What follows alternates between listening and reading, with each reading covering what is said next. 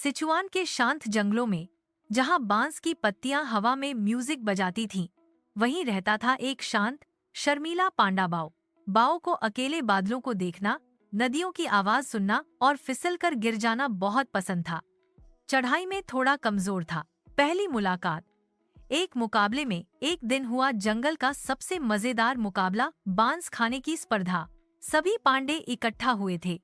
मेई हर साल जीती थी, लेकिन इस बार चुपचाप खाने वाला शर्मीला बाओ जीत गया। मेई ने घूरते हुए कहा, तुमने मुझे हराया। बाओ घबरा गया। मुझे नहीं पता था कि तुम हो। फिर मेई जोर से हंसी, तुम पहले पांडे हो जिसने मुझे हराया, और खुद शर्मिंदा हो गया। बस यहीं से उनकी कहानी शुरू हुई। मेई ने बाओ को सिखाया कि जिंदगी में कभी कभी फिसलना भी जरूरी है, चाहे वो पहाड़ हो या दिल। एक दिन उन्होंने एक गुप्त बांस की लकड़ी पर अपने नाम खोदे और वादा किया, अगर कभी बिछड़ जाएं तो यहीं मिलेंगे। ना समय देखेंगे, ना दूरी, बस इंतजार और विश्वास। बिछड़ने का पल, लेकिन फिर जंगल के हिस्से बदल दिए गए। मेई को अपने परिवार के साथ दूर एक नए आरक्षित जंगल में जाना पड़ा। मेई ने जाते वक्त कहा, तुम इंतजार करोगे? बाओ ने सिर झुकाकर कहा, जब तक सांस चलेगी। इंतजार का मौसम, वो बांस का पेड़ बाओ का घर बन गया। बारिश में बाओ ने एक छोटा सा झूला बनाया, जिसमें बांस की पत्तियों से मेई का नाम लटका दिया। सर्दी में उसने बर्फ से मेई की एक मूर्ति बनाई और उसके साथ बैठकर बातें करता। पांडे हंसते थे, कहते वो नहीं आएगी।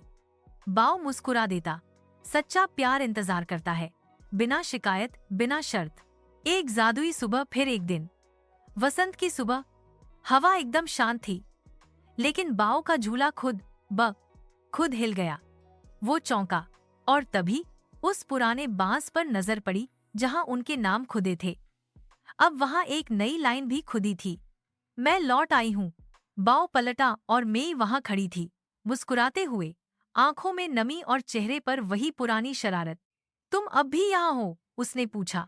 बाओ की आंखें चमक उठीं। मैं कहीं गया ही कब था? अंत नहीं, शुरुआत। वो दोनों उस पेड़ के नीचे बैठ गए, ठीक वहीं जहां वादा किया था। बांस अब लंबा और मजबूत हो चुका था, जैसे उनका रिश्ता। आज भी उस जंगल के छोटे पांडे जब वहां से गुजरते हैं तो बांस पर 3 शब्द पढ़ सकते हैं, इंतजार करो, विश्वास रखो, लौट आओ।